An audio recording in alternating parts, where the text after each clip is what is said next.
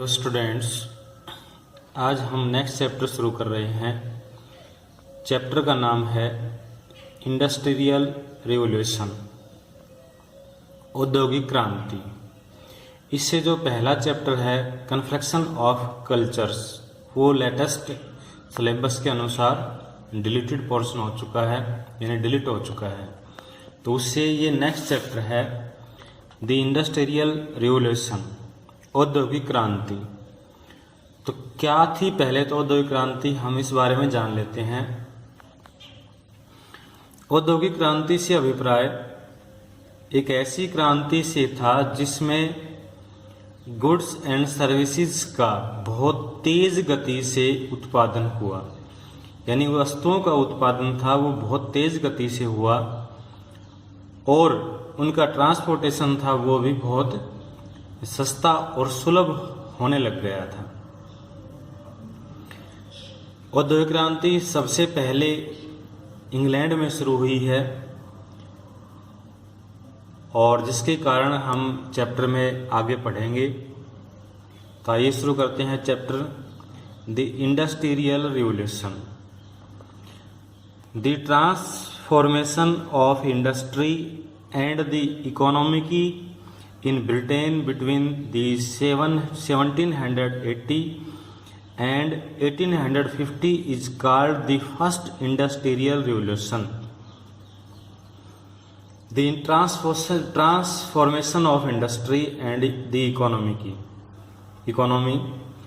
तो ट्रांसफॉर्मेशन का मतलब होता है रूपांतरण, उद्योग और अर्थव्यवस्था का जो रूपांतरण, यानी उद्योगों और अर्थव्यवस्था का जो रूपांतरण ब्रिटेन में 1780 से 1850 के दशक में हुआ, उसे कहा गया है औद्योगिक क्रांति।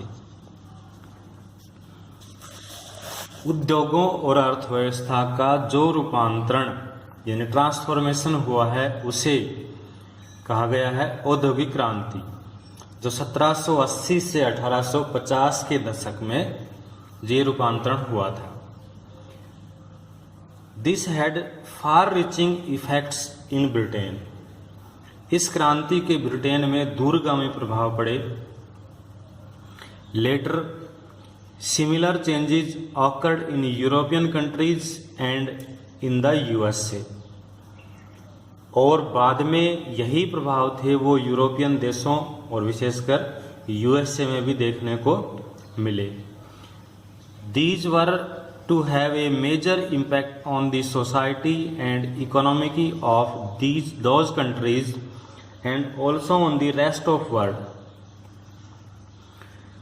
These were to have a major impact on the society and economy of those countries and also on the rest of world. और इसने उन देशों और विश्व के जो बाकी समाज था उनके आम जीवन पर भी प्रभाव डाला। This phase of industrial development in Britain is strongly associated with new machinery and technology. Underline कर लें इसको। The phase of industrial development in Britain is strongly associated with new machinery and technology.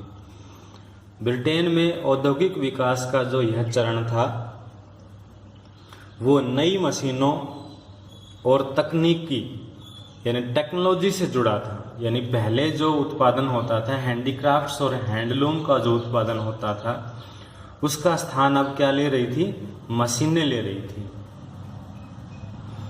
These made it possible to produce goods on a massive scale compare to handicraft and handloom industries. इन मशीनों और तकनीकों ने हस्तशिल्प, handicraft का मतलब होता है हस्तशिल्प और हैंडलूम इंडस्ट्री होता है हथकरघा उद्योग। इन दोनों ही वस्तुओं में यानी हाथ और सामान्य जो प्रोसेस होता था उसके तहत वस्तुएं बनाई जाती थी। The chapter outline the changes in the cotton and iron industries. इस अध्याय में हम कपास और लोहा उद्योग में हुए जो परिवर्तन हैं उनकी रूपरेखा भी देखेंगे। यानी कपास कॉटन में क्या एक्सपेरिमेंट हुआ।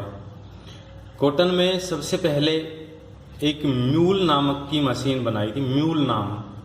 म्यूल मशीन थी, जिससे एलिवन विले ने बनाई थी। ये एलिवन विले,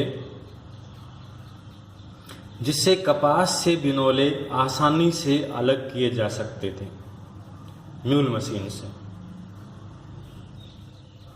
तो ये नया परिवर्तन देखने को मिला। और ऐसे ही जो आयरन इंडस्ट्रीज थी उसमें भी नए एक्सपेरिमेंट देखने को मिला। Steam a new source of power, भाप एक नई शक्ति का स्रोत बना। Began to be used on a wide scale in British industries. और इसके प्रयोग से जहाज और रेलगाड़ियों की जो गति थी और उद्योगों की जो तकनीक सुधारने की शक्ति थी उसमें बहुत बदलाव आ गया। यानी इसको वाइड स्केल पे उद्योगों में प्रयोग किए जाने लगा। Its use led to faster forms of transportation by ships and railway. इसके कारण जहाज़ों और रेलगाड़ियों से परिवहन की गति थी वो तेज हो गई। Many of invention and businessman who bought about the changes were often neither personally wealthy nor educated in basic science like physics और केमिस्ट्री। जिन आविष्कारकर्ताओं और व्यापारियों ने इनमें परिवर्तन लाया, who brought about the changes, जो लोग ये परिवर्तन लाए, were often neither personally wealthy, वो ज़्यादा धनी नहीं थे, नॉर एजुकेटेड, और ज़्यादा शिक्षित भी नहीं थे, इन बेसिक साइंस लाइक फिजिक्स और केमिस्ट्री, न उन्हें रसायन विज्ञान का ज्ञान था न ही उन्हें भौतिकी का ज्ञान था। As will be seen from glances into background of some of them. लेकिन उनमें से कुछ वैज्ञानिकों की पृष्ठभूमि पर नज़र डालने से हमें पता लगेगा कि उन्हें भौतिक और रसायन विज्ञान का ज्ञान बिल्कुल भी नहीं था। Industrialisation lead to greater prosperity for some. आगे चल कर के औद्योगिकरण के कारण ये लोग भी धनी हो गए, क्योंकि इन्होंने मशीनें बनाई थी। जैसे कि जॉन के ने सबसे पहले मशीन बनाई, उसके बाद जेम्स हारग्रीव्स ने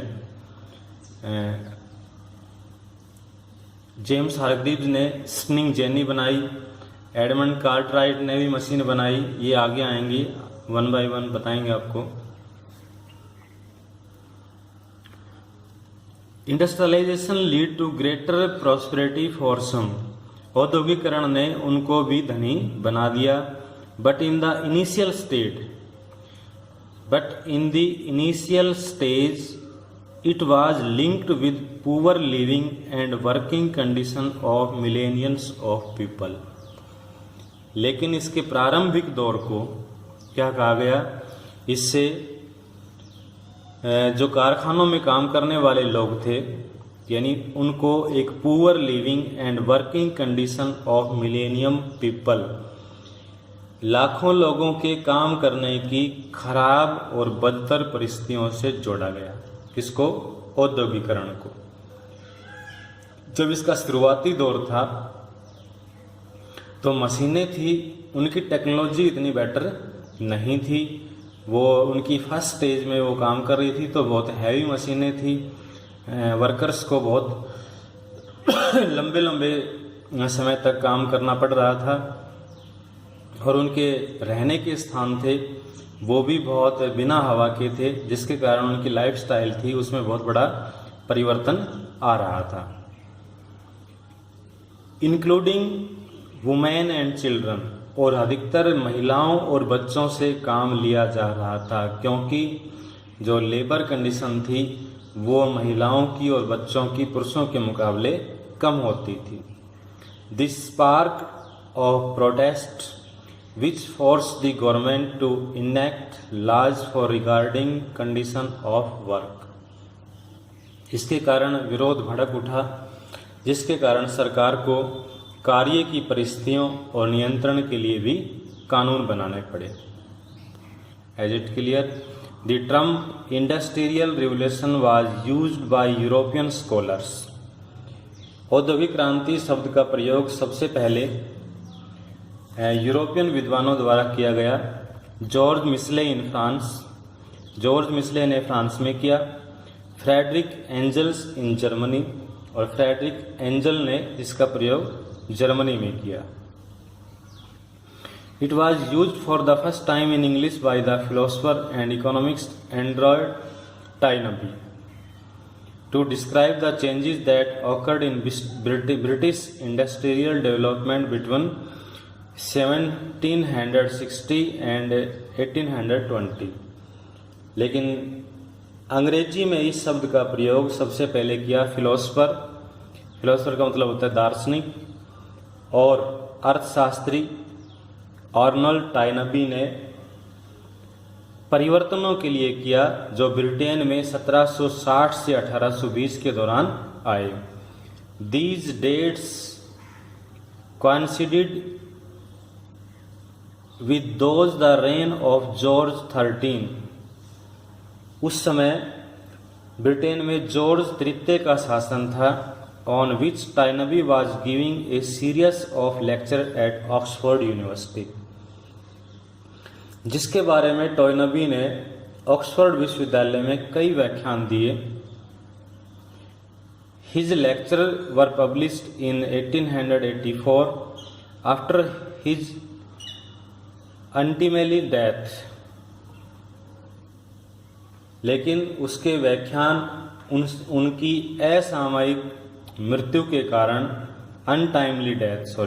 आफ्टर हिज अनटाइमली डेथ, उसकी असामयिक मृत्यु के कारण उसके व्याख्यानों को एक पुस्तक में संग्रहित किया गया, क्योंकि आने वाले समय में वो ज़्यादा लेक्चर नहीं दे पाया। His lecture were published in 1884 after his untimely death. उनके व्याख्यान उसकी असामयिक मृत्यु के बाद 1884 में एक पुस्तक में प्रकाशित हुए, as a book called Lecture on the Industrial Revolution in England, Popular Address Notes and Other Fragments। पुस्तक का नाम था On the Industrial Revolution in England, Popular Addresses, Notes and Other Fragments। England में औद्योगिक क्रांति पर व्याख्यान, ये उसकी पुस्तक का नाम था। Later historian T.S. Aston, Paul Mantoux and Eric Hobsbawm broadly agreed with Tainby। और परवर्ती हित का इतिहासकार जो थे, उसके बाद आने वाले जो इतिहासकार थे, T.S. Aston, पाल मंतू, एरिक हॉब्सबॉम मोटे तौर पर टाइनबी के विचारों से सहमत थे। There was remarkable economic growth from the 1780 to 1820 in the cotton and iron industries। उनका भी विचार था कि 1780 के दशक से 1820 के दौरान कपास, लौह उद्योग, कोयला खनन, सड़कों और नहरों के निर्माण के कारण विदेशी व्यापार में अत्यधिक उन्नति हुई। सबसे पहले भाई ब्रिटेन में ही औद्योगिक क्रांति क्यों शुरू हुई?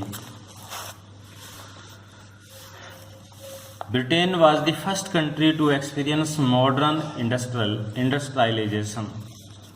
ब्रिटेन एक ऐसा देश था जिसमें सबसे पहले औद्योगिकरण की शुरुआत हुई। It had been politically stable since the 17th century. यह 17वीं सदी में राजनीतिक दृष्टि से एक सुदृढ़ देश था। Politically stable since the 17th century, राजनीतिक दृष्टि से सुदृढ़ था। With England, Wales and Scotland unified under a monarchy. इसके 3 हिस्से थे, इंग्लैंड, वेल्स और स्कॉटलैंड, तीनों ही एक राजतंत्र के अधीन थे। This meant the kingdom had common laws। इसका मतलब यह था कि पूरे साम्राज्य में सामान्य कानून चलते थे। ए सिंगल करेंसी, बहुत इंपॉर्टेंट बात है ये, ए सिंगल करेंसी, एक ही मुद्रा का चलन था। And A market that was not fragment by local authorities, और एक ही मुद्रा प्रणाली का चलन था और लोकल अथॉरिटी का टैक्स पे कोई अधिकार नहीं था। यानी ट्रांसपोर्टेशन ये पूरे ब्रिटेन में कहीं से कहीं ले जाया जा सकता था, उस पर लोकल अथॉरिटी कोई टैक्स नहीं लगा सकती थी। Taxes on the good the pass through their areas, thus increasing their price, जिसके कारण वस्तु की लागत बढ़ जाती थी। By the end of 17th century money was widely used as the medium of exchange, और इसके बाद क्या हुआ कि मुद्रा का चलन वस्तु विनिमय का स्थान मुद्रा का चलन ले लेता है।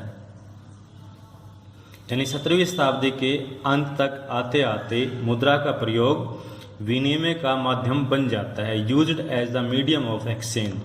पहले जो वस्तुओं का आदान प्रदान होता था उसका स्थान करेंसी ले लेती है। By then a large section of in goods, और जिसके कारण क्या हुआ कि लोग अधिक से अधिक मात्रा में वस्तुएं खरीदने लगे। This gave people a wider choice for way to spend their earnings and expanded their market for sale of good, जिसके कारण लोगों के पास अधिक मात्रा में विकल्प उपलब्ध हो गए और वो सामान अधिक से अधिक खरीदने लगे।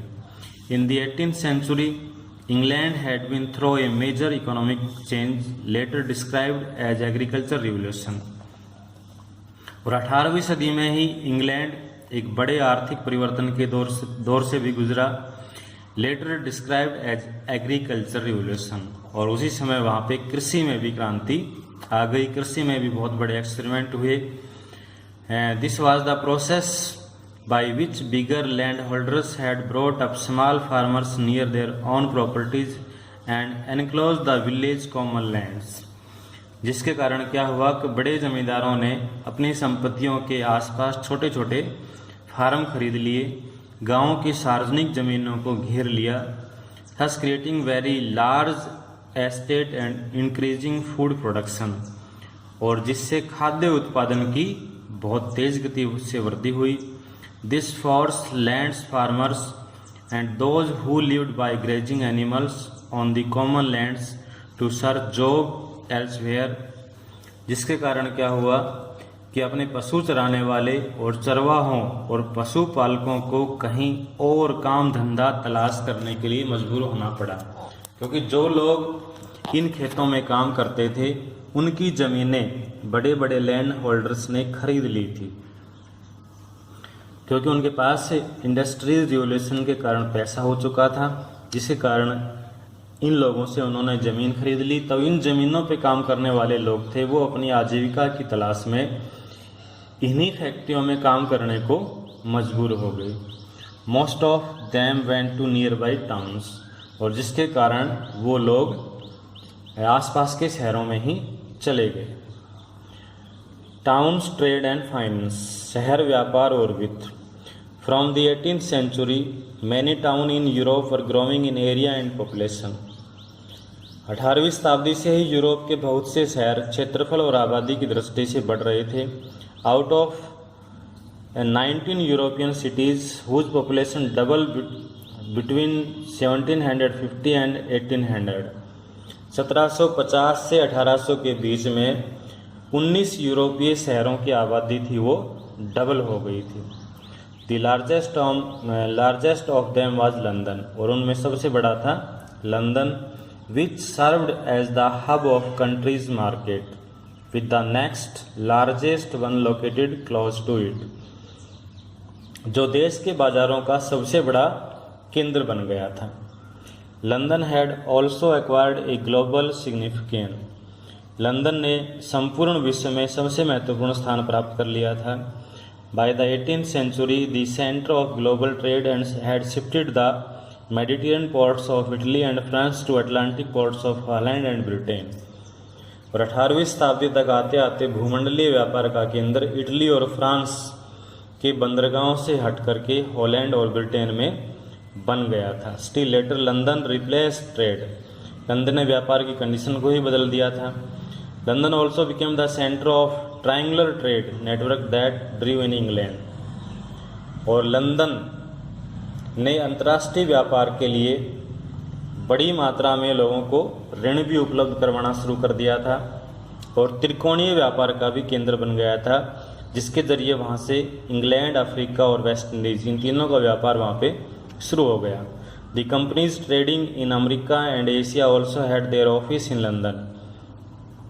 अमेरिका और एशिया में जो कंपनियां काम कर रही थी उन्होंने भी इंग्लैंड में अपनी कंपनियां लगा ली थी। In England the movement of good between market was help by a good network of river and indented coast line, और इंग्लैंड में विभिन्न बाजारों के बीच माल की आवाजाही थी वो नदियों के रूट से होती थी, और रेल मार्ग का जब तक प्रसार नहीं हुआ था, जल मार्ग द्वारा परिवहन का जो ट्रांसपोर्टेशन था वो स्थल मार्ग की तुलना में आसानी से होता था।